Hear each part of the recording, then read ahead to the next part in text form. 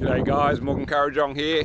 Just want to give you an update, day 36 of the 9 megawatt DC rated solar farm near Pirie that we're building. We've got about 23,385 watt JA solar panels. We've installed nearly half. We've got 12 guys down there behind me. There's a small team with them there. 12 guys going hard all day can do about 1,000 panels.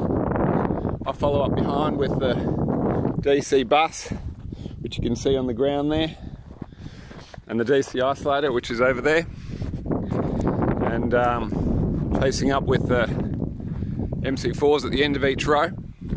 This solar farm is owned by 3 individuals. They invested their own money into the project, I believe about $10 million. So